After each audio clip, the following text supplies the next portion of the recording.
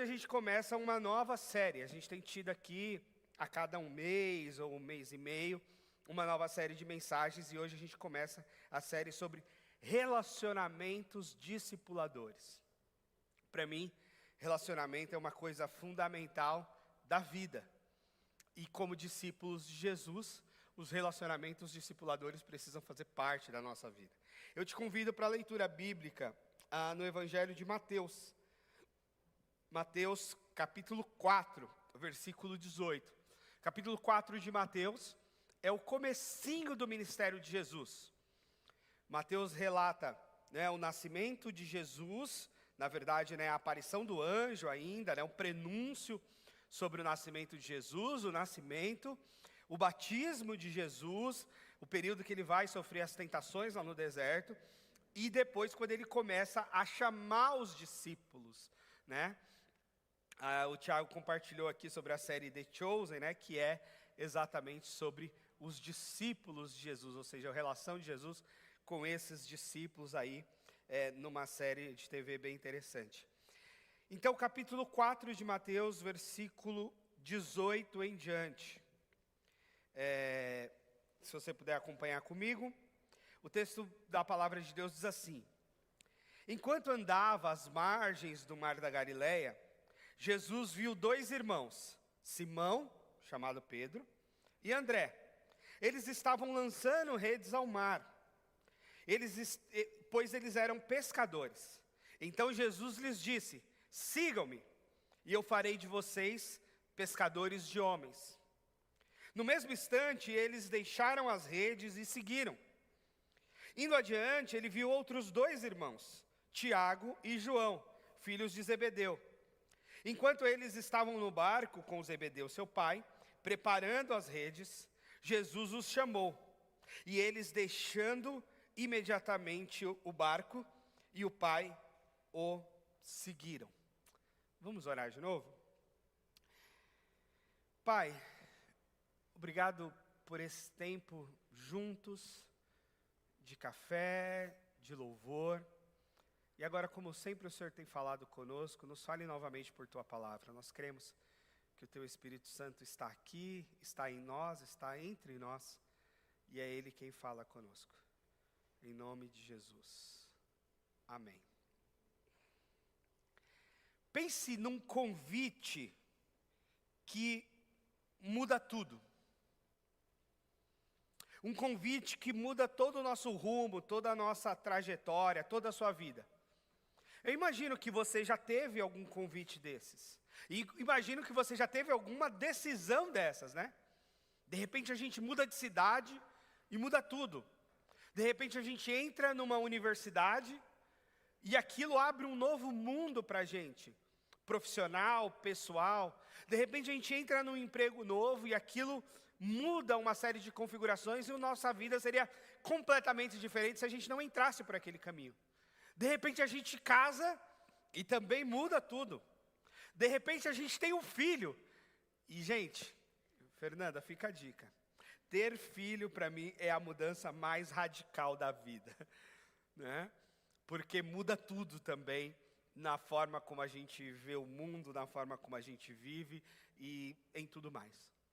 Então, há decisões e tomadas de decisão, convites que mudam, que a nossa vida seria completamente outra se não fosse aquela decisão, se não fosse aquele passo, se não fosse aquela mudança.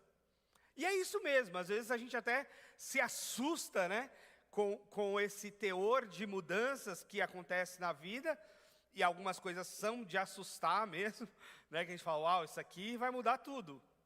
Mas é interessante, e muitas decisões, e claro, as boas decisões nos abençoam tanto, nos causam tão bem todas essas e várias mudanças. Ontem mesmo eu estava assistindo em casa com o Estevão o vídeo do casamento nosso, e ele ficou muito frustrado porque ele não estava no casamento, e ele não estava nem na barriga da mãe.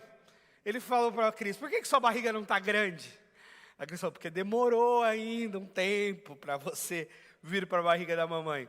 E depois do vídeo do nascimento dele, ele também se achou feio porque ele estava careca e banguelo. Eu falei, filho, você nasceu assim.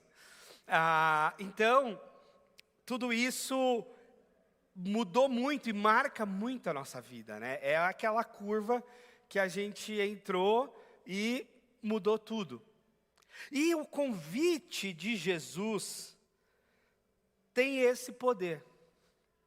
Talvez tenha o poder maior de todas essas decisões. E é bom que seja, porque a decisão a respeito de seguir Jesus deve, inclusive, pautar e ser a referência para todas as outras decisões. Você já parou para pensar nisso? Que a sua decisão de ser um discípulo ou uma discípula de Jesus marca, e de fato deve marcar, todas as outras decisões. Porque se você decide seguir a Jesus, você vai fazer um tipo de opção profissional, talvez. Se você decide seguir a Jesus, você vai traçar um perfil, talvez com quem você quer dividir sua vida. Se você decide seguir a Jesus, você vai mudar a sua mente a respeito, talvez, de constituição familiar. Se você decide seguir a Jesus, isso vai influenciar em tudo que você faz. E deve ser assim. A nossa vida de seguimento a Jesus, ela precisa estar muito além da nossa vida religiosa. Explico. Há pessoas que pensam a vida religiosa como uma parte da vida. Então eu tenho o Reinaldo profissional, eu tenho o Reinaldo estudante, eu tenho o Reinaldo marido, eu tenho o Reinaldo pai, eu tenho o Reinaldo filho e eu tenho o Reinaldo cristão, evangélico, batista, enfim. Esse é um jeito de se pensar, né? Pensa aí uma pizza, normalmente tem 8 pedaços, né? E a gente pode pensar a vida como cada um dos pedaços dessa pizza e a nossa vida religiosa como uma delas. Mas esse não é o melhor jeito de se pensar. O melhor jeito de se pensar é não pensar a religião como um pedaço da pizza, mas pensar a nossa fé em Jesus como a massa da pizza. Ou como o molho que cobre toda a massa. Do tipo, a nossa fé em Jesus é a base de tudo que a gente constrói em cima como recheio. O que a gente constrói em cima dessa base, sim, é o nosso eu profissional, é o nosso eu familiar, é o nosso eu estudantil, mas isso está pautado e baseado em algo mais profundo, que é o seguimento de Jesus. Então é por isso que seguir a Jesus não pode ser uma parte que contempla a nossa agenda dominical. É por isso que o seguimento a Jesus não pode ser uma parte que contempla só o aspecto religioso da nossa vida. Quando é que você vive a sua religião? Eu vivo a minha religião no domingo. Eu vivo a minha religião quando eu paro para ler a Bíblia. Eu vivo a minha religião porque eu oro e agradeço antes de dormir ou antes de comer uma refeição. Sim, esses ritos são importantes, são disciplinadores positivamente, mas é muito mais que isso. Deve ser a base sobre o qual a gente constrói todo o resto. E aí, nesse aspecto, o seguimento de Jesus não é só uma adesão religiosa, mas é de fato uma metanoia, uma transformação de vida. E é essa a ideia do Evangelho, e é por isso, inclusive, que há tantas crises de Jesus com os religiosos. Os guardadores do sábado, aqueles que contavam exatamente os centavinhos para dar o dízimo. Jesus vai dizer, não, é muito maior. É muito maior que o sábado, é muito maior que o templo, é muito maior do que essa contagem centavo a centavo sobre o dízimo. É muito maior. Porque o seguimento de Jesus precisa ser base de toda a vida, inclusive nesse aspecto financeiro. Não é sobre dar o dízimo ou não dar o dízimo. É como o seguimento de Jesus faz com que eu administre o meu dinheiro de forma distinta. Porque Jesus é o Senhor também das minhas finanças. Então toda a minha responsabilidade, eu sei que o dinheiro é uma bênção de Deus, como resultado do meu trabalho, e agora eu preciso gerir esse dinheiro com base naquilo que Jesus me ensina. com base na generosidade, com base no amor à minha família, com base no meu amor ao próximo, com base no meu amor à igreja, e por aí vai. E esse convite de Jesus aos seus discípulos faz com que eles mudem totalmente de vida, não é verdade?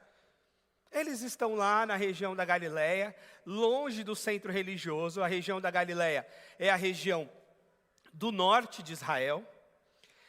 O centro religioso está mais ao sul de Israel, Jerusalém. Então eles estão no norte de Israel, eles estão tipo no norte do Brasil, se a gente for pensar assim, pescando e tocando sua vida, lançando redes ao mar, pegando peixe, vendendo e custeando a vida dessa forma. E aí de repente chega um sujeito e fala: vem comigo que eu farei vocês pescadores de pessoas. Que isso? O que ele está falando exatamente? O que é esse chamado? Havia uma promessa a respeito de um Messias, havia uma promessa a respeito de um Salvador, havia uma promessa a respeito de um filho de Davi. Mas será que ele ia vir assim? Do norte do país, de uma região mais distante, fora do centro? Será que ele ia vir assim, não mobilizando um exército, mas de repente mobilizando pescadores? É isso mesmo? Pois é, o movimento de Jesus e a ação de Jesus no mundo surpreende muita gente de muitas formas, e continua surpreendendo. E ele chama essas pessoas.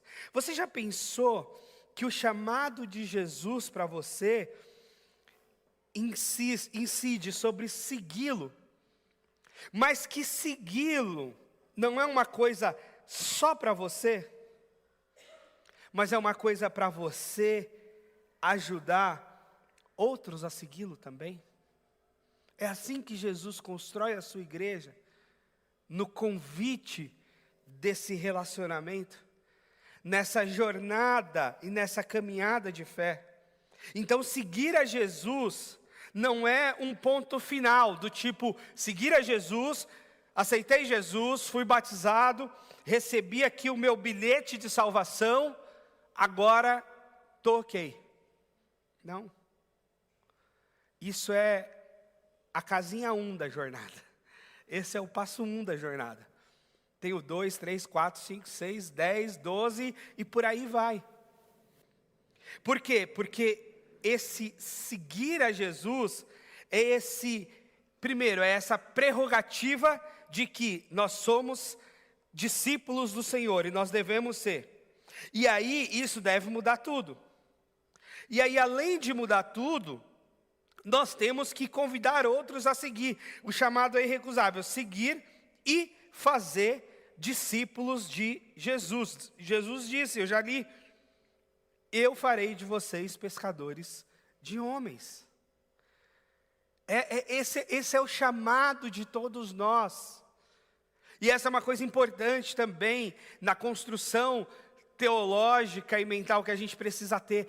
Existe um chamado especial na vida do Reinaldo, porque ele é pastor. Talvez exista um chamado na vida do Cop, porque ele é ministro. Um chamado na vida do Felipe, que também é pastor. Um chamado na vida da Kátia, porque ministra. Não, o chamado a fazer discípulos é um chamado de todos nós. O que a gente vai fazer depois na vida são com outros dons, são outros tipos de chamado, talvez se você quiser entender assim, são outras formas que a gente vai usar na vida profissional e etc. Mas o chamado principal do seguimento de Jesus é segui-lo, mas também convidar pessoas a segui-lo. São como que mandamentos inseparáveis. Lembra aquele mandamento que Jesus diz, ame a Deus acima de todas as coisas e ame ao teu próximo como a ti mesmo? E ele conectou esses dois mandamentos dizendo, isso aqui é como se fosse um só.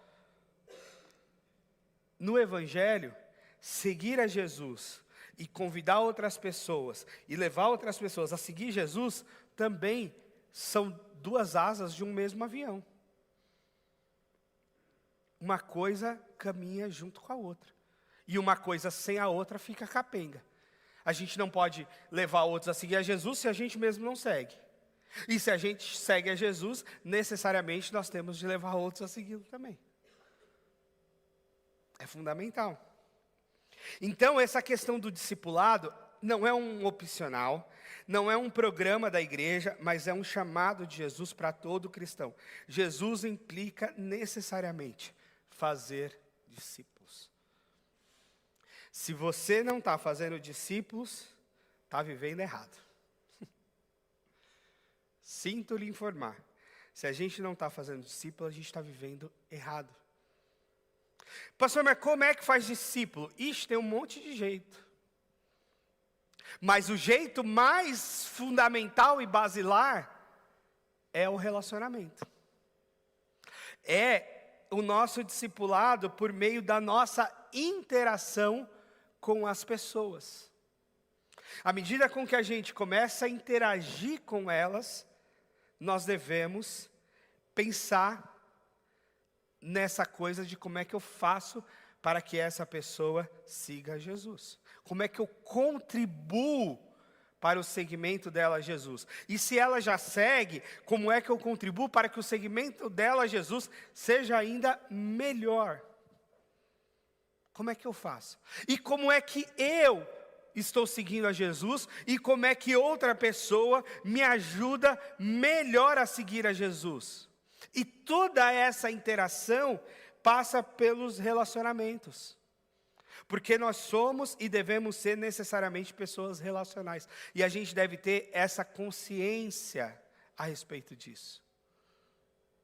Às vezes eu vou lá, eu tenho o prazer, para mim é um prazer que eu gosto de gente, né? De morar num condomínio que tem muita gente. O condomínio que eu moro tem quase 1000 apartamentos, então é uma cidade quase, né? Tem trânsito para sair do estacionamento. E aí, muitas vezes a gente tem algumas interações lá no condomínio, do tipo parquinho das crianças, os pais estão por ali, ou academia, ou o food truck lá de comida de sexta-noite, ou a feirinha de segunda-noite. Algumas oportunidades de interação que eu tenho forçado a me pensar do tipo, eu vou lá comer um pastel para interagir com essas pessoas.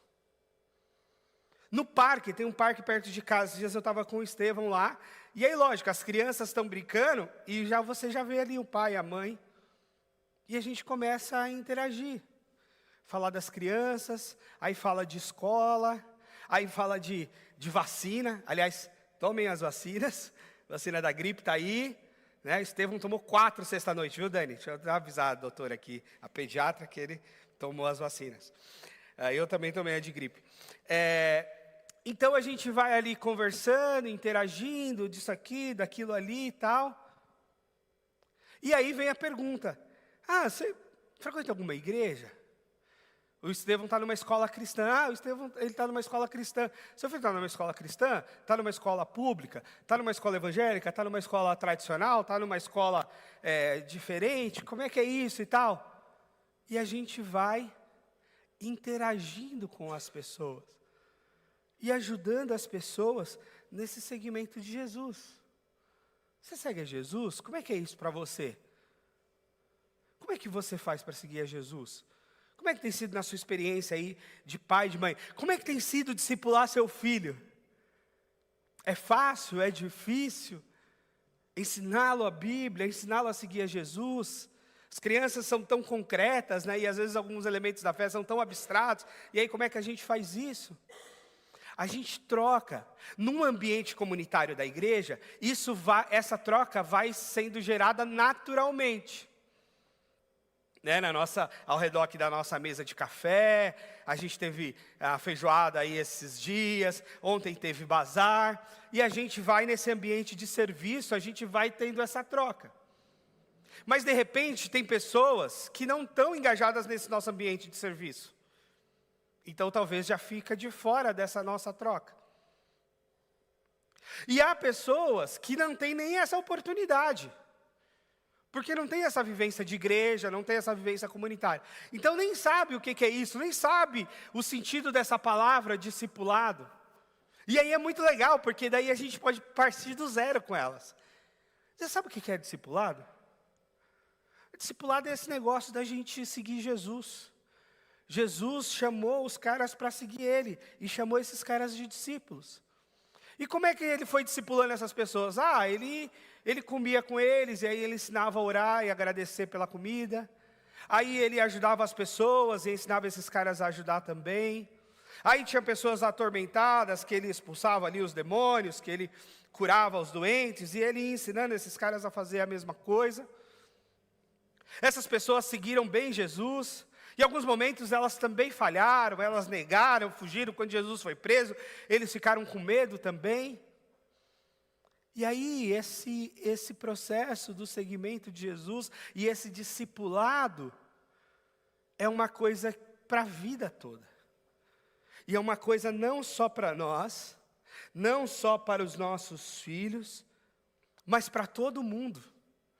Porque lá em Mateus mesmo, lá no final de Mateus, no capítulo 28, Jesus falou assim: agora vocês vão pelo mundo ensinando essas coisas. Vocês vão pelo mundo fazendo discípulos. E aí, a gente está numa fase muito interessante. Porque essa questão do discipulado tem muito a ver com relacionamento, né? Discipulado não é um programa, deve ser a nossa identidade. E a gente está numa época dos influencers, né? E se você parar para pensar, os influenciadores, eles estão fazendo discípulos. E aliás, eles têm seguidores, né? Então eles têm discípulos. E nós estamos sendo discipulados por eles. Os nossos filhos, os nossos vizinhos. E claro, há bons influenciadores que vão nos influenciar para coisas boas. Mas há também péssimos influenciadores que vão influenciar a nós e os nossos filhos para péssimas coisas. Inclusive para a morte. Tem influenciador até de suicídio. Tem de tudo nesse mundo doido da internet. E aí a gente tem de se perguntar: será que eu estou seguindo mais um influenciador do que a Jesus? E quanto aos meus familiares? E quanto aos meus amigos, os meus vizinhos? Será que eles estão seguindo mais a vida a polêmica dos dias aí, do Zé Neto e da Virgínia, do que a Jesus? Como é que está esse negócio? Como é que está essa coisa de seguir? Como é que está essa coisa de ser influenciado?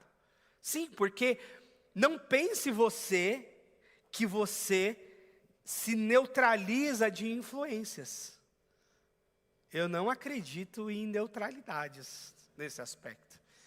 A gente está num mundo. E nesse mundo, a gente é influenciado e influencia numa mistura doida o tempo todo. Porque a gente emite opinião, porque a gente recebe a opinião do outro, porque a gente fala, porque a gente faz, mas também porque a gente ouve. E essas interações, elas vão acontecendo o tempo todo, nos diversos temas da vida. No tema da espiritualidade, da religião, no tema da política, no tema da educação, no tema da saúde, e essas coisas, no tema da cultura, e essas coisas vão acontecendo com a gente. E a gente precisa, então, estar ligado nestes acontecimentos, para perceber o que está nos influenciando, o que a gente está consumindo, e precisa ser coisa boa, então a gente precisa perceber para fazer as boas escolhas, né? A gente precisa treinar o nosso algoritmo. Sabe como é que você treina o seu algoritmo? Quando você curte e segue coisas que fazem sentido e bem para você. Aí o seu algoritmo mostra aquelas coisas parecidas. Porque se você curtir e assistir coisas ruins para você, o seu algoritmo também vai insistir com as coisas ruins, parecidas. Pensa nisso. E aí, então a gente precisa estar alerta para fazer as boas escolhas, com os olhos abertos. Um dos meus mestres, o Ziel Machado, fala, crente vigilante, hora de olho aberto. O que ele queria dizer? Presta atenção no que está acontecendo. Presta atenção no mundo, presta atenção na vida. Depois que eu fui pai, isso me deu mais alerta, né? Porque a gente fica querendo prestar atenção por nós e prestar atenção pelos nossos filhos. Mas independente de a gente ter um pequeno para dar conta, a gente tem que prestar atenção por nós mesmos. Nessas influências todas que a gente está tendo. E como é que a gente também influencia os outros, sim. O chamado de Jesus nesse aspecto é um chamado para influência no mundo. É um chamado para influência na cidade. É um chamado para influência na sociedade. E Jesus usa, inclusive, os caras teoricamente menos influentes para serem os seus influenciadores. Ele pega a turma lá do norte, a turma lá pescadora, a turma semi-analfabeto ou analfabeto de fato, e chama eles para serem os seus influenciadores de todo o império, de todo o mundo. É muito doido isso. E aí, no discipulado, e quando a gente está atento a isso, primeiro, a gente fica atento à nossa própria vida. Caramba, como é que está meu segmento de Jesus? Como é que está a minha relação com Ele? Como é que está a minha relação com as outras coisas a partir do segmento de Jesus?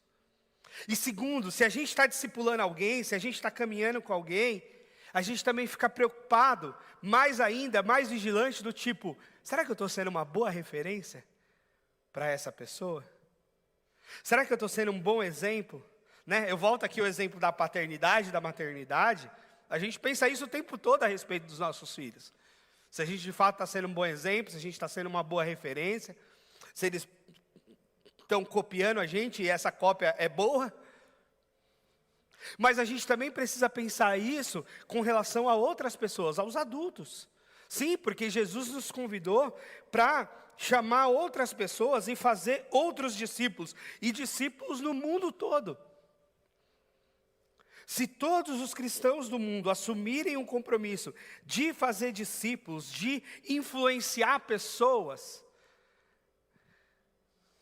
nós teremos um mundo mais rapidamente transformado a partir da nossa influência.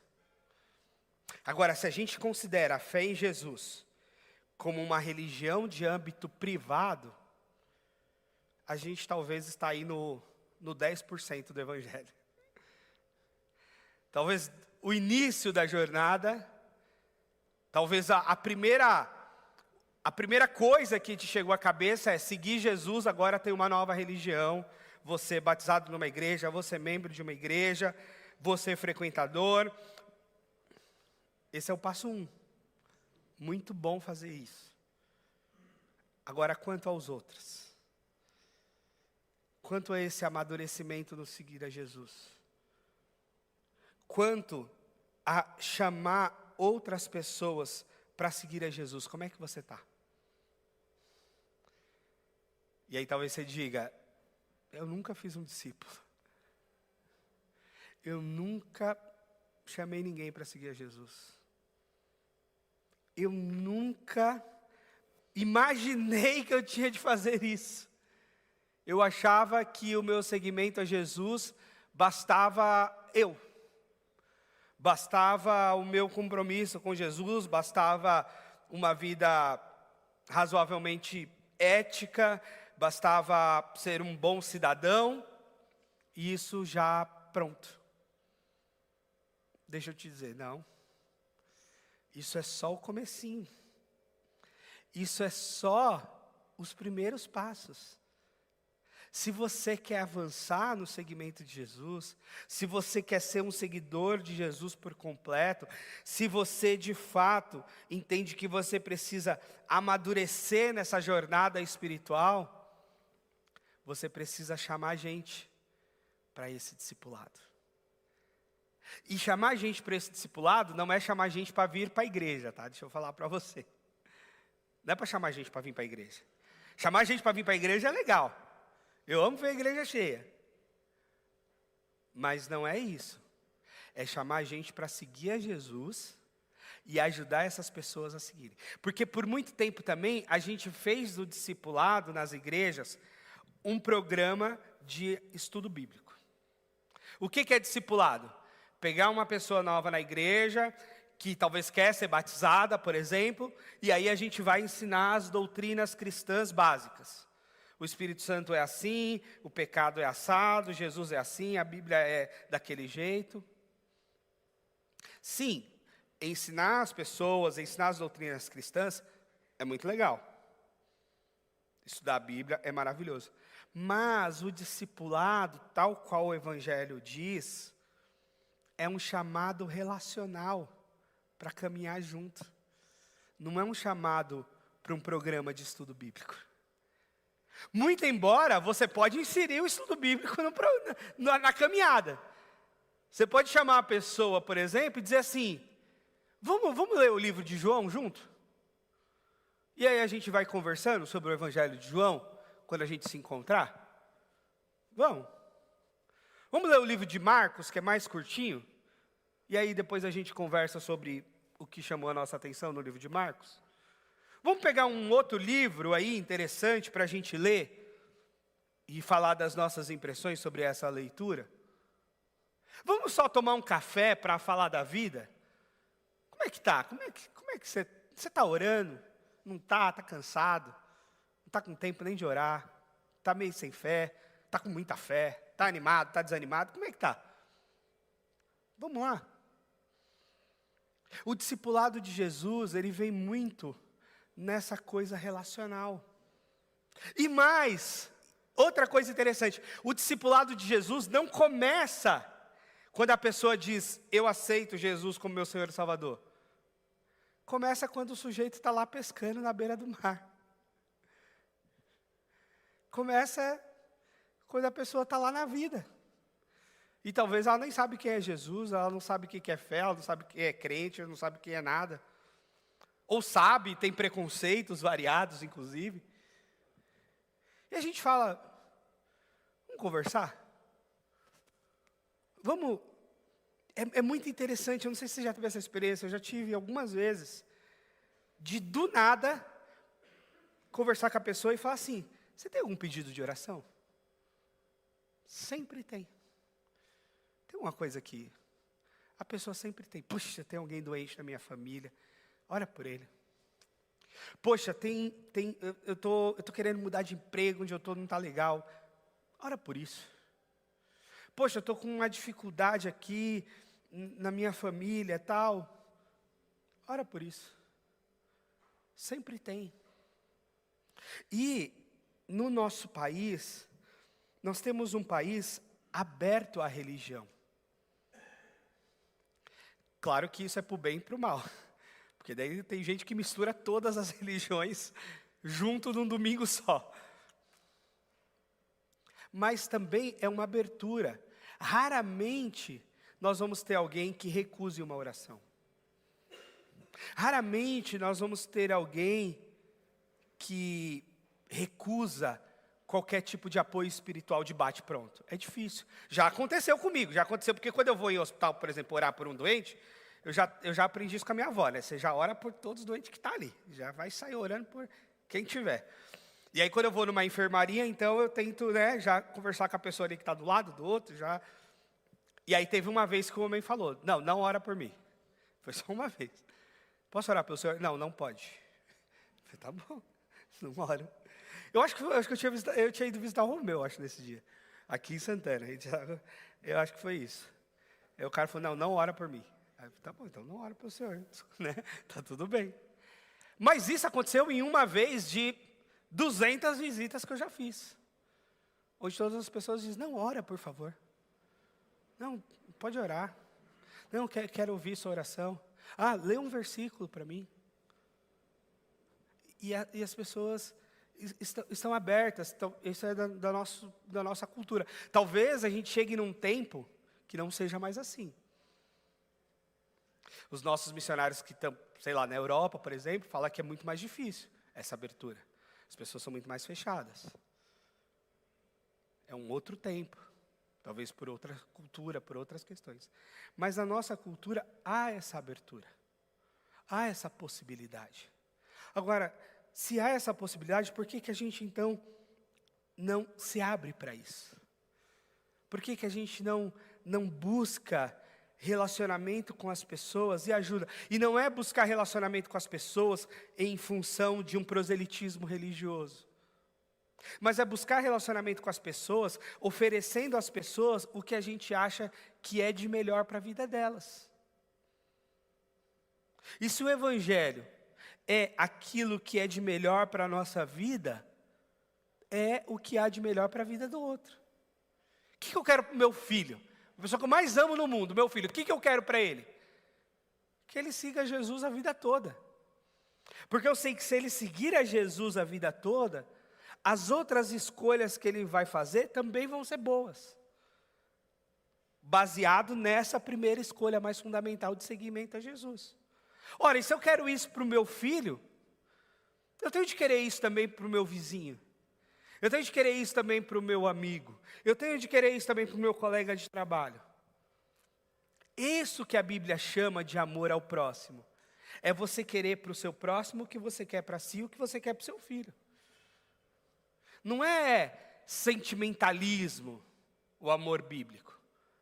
É essa ação de querer bem e de fazer o bem para o outro. Todo domingo eu saio daqui e vou orar com o nosso vizinho aqui da loja de lingerie aqui, com o Rogério e com a Ajuda. Todo domingo a gente vai lá orar. Aí agora ele está começando a me pedir oração por outras pessoas da família. Alguém que está doente, alguém que vai passar por uma cirurgia, alguém que está desempregado. Ele nunca veio aqui. Ele nunca participou de um culto aqui com a gente. Também eles um tempo estão trabalhando. Mas todo domingo a gente está lá. Já fez amizade com o Estevão, já é padrão. A gente fecha a igreja e vai lá. Quando eu não vou, ele sente falta. No dia da feijoada eu não fui. Eu fiquei aqui no corre-corre da feijoada. Saímos daqui já 5 da tarde. Aí ele fala, pastor, você não veio domingo passado, hein? Eu falo, poxa, era a feijoada, eu estava ali, né? Comendo, atendendo. Não falei que eu estava atendendo os irmãos. Tal. Mas a gente não precisa complicar esse discipulado, a gente tem que simplificar. A gente tem que buscar. E agora eu quero te fazer um desafio final, para terminar, que é, pegue o seu celular. Pega o seu celular, por favor. Pastor mandando pegar o celular no culto, né? Não devia, né? Meio herético isso, mas pega. Não faça isso sempre, mas faça isso agora. Pode ser um caderninho, é que o caderninho às vezes é mais difícil, né? Porque eu queria que você anotasse. Eu vou até pedir para o Thiago vir aqui fazer um acorde profético aqui, Thiago. Tinha um amigo que falava isso. Um acorde profético. Brincadeira, gente, só estou brincando.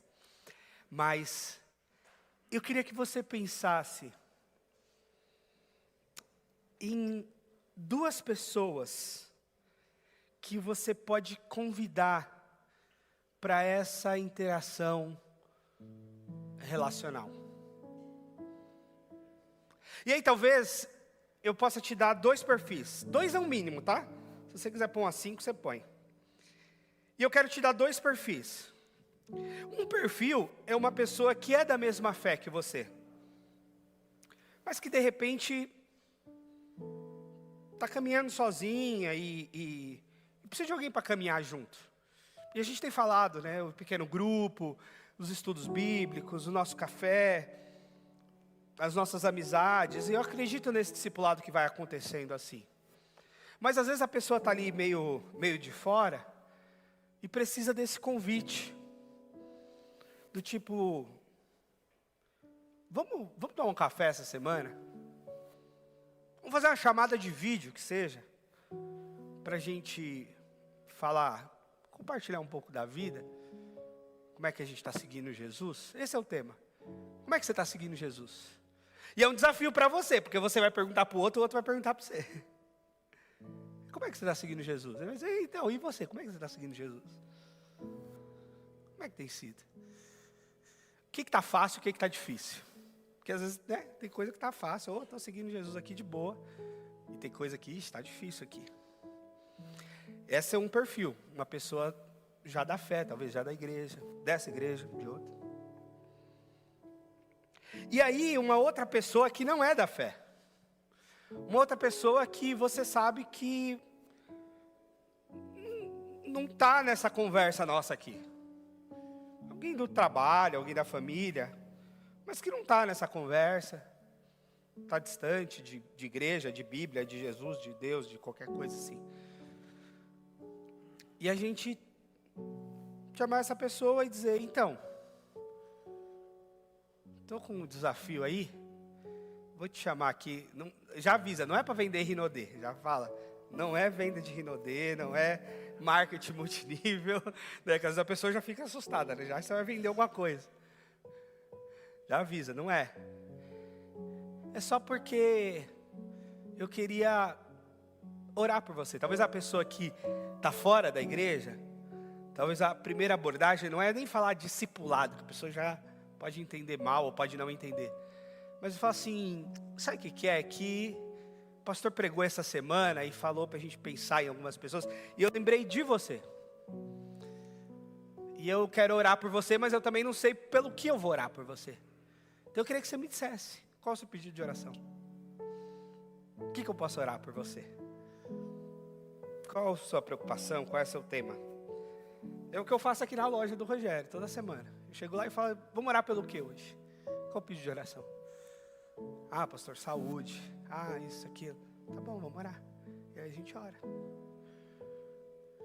Eu faço isso com meu filho toda noite. Filho, pelo que a gente vai orar hoje? Papai, mamãe, escola, igreja. Vai vir nos temas. Já veio o nome da professora. E aí a gente ora. E então, eu falei para você pegar o celular para isso, para você colocar pelo menos 2 pessoas. E 2 pessoas para você falar essa semana. 2 nomes. Para você falar essa semana, para você orar com a pessoa. E aí você pode ter um encontro de 2 horas com essa pessoa. Mas pode ser um encontro de 5 minutos. Não tem um tempo assim. Pode ser um encontro pessoal, um almoço, um café, uma ligação, uma chamada de vídeo. Por mensagem que seja. Mas a pessoa tem que saber que você está falando com ela. Não é que você está fazendo uma lista, não é para fazer a lista de transmissão aqui no WhatsApp e mandar versículo para um monte de gente. Não é disso que eu estou falando. Eu estou falando de você falar com a pessoa, especificamente com ela. Se ela vai vir aqui, se ela vai lá na outra igreja, se ela não vai em igreja nenhuma, tá tudo bem. Eu quero saber que você está interagindo e conversando sobre o segmento de Jesus com alguém. Eu quero saber que você, além de orar por sua família, orar por si mesmo, orar por nossa igreja, está orando por outra pessoa. Está interagindo com ela. Depois você me diz como foi. Depois você me fala como é que foi essa experiência, essa troca. E eu vou te dizer também, com quem eu estiver falando. Também tem aqui meus nomes. Eu vou te falar como é que está essa interação do segmento de Jesus, essa coisa da gente conversar a respeito desse segmento do Senhor. Como é que a gente se ajuda nessa jornada. Então, essa é a jornada desse mês para nós. Relacionamentos discipuladores. E se não veio ninguém na sua mente, aí é mais grave. Mas aí você ora hoje para vir. Ainda hoje, você ora. Chega em casa e fala, Senhor, me manda. Faz jejum, oração, faz tudo. Mas pede a Deus que Deus te dê essa pessoa. E se Deus te der mais de 2, que bom. Jesus chamou 12. Aqui a gente não é uma igreja do G12. Então nós estamos mais humildes, nós estamos 2. G2. Mas talvez 3, 4. Quantas Deus colocar aí para você. Mas pelo menos 2. Para você interagir nessa semana, tá? Esse é o desafio prático para nós. Agora eu te convido para ficar de pé, para a gente orar. Você estica as pernas também um pouco. Daqui a pouco a gente já avança para a ceia. Senhor Jesus, muitíssimo obrigado, Senhor. Porque o convite do Senhor mudou nossa vida, transformou tudo. Fez de nós discípulos e discípulas do Senhor. Mas a gente sabe que esse chamado, esse discipulado é também para a gente chamar outros. Nós não podemos ser só plateia do Senhor. Nós não podemos só preencher um auditório, ocupar cadeiras.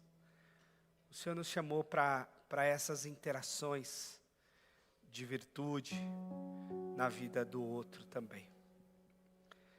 Então, Senhor, nos ajude a seguir ao Senhor e nos ajude nesse convite para que outros sigam ao Senhor Jesus. Me ajuda nisso, Senhor. Ajuda a nossa igreja. Ajuda cada um de nós nesses nomes que foram anotados. Eu já peço que o Senhor abra os corações para essas conversas e que elas sejam sempre significativas, transformadoras para a nossa vida, para a vida de quem a gente vai conversar, de quem a gente vai de fato abençoar. No nome de Jesus. Amém.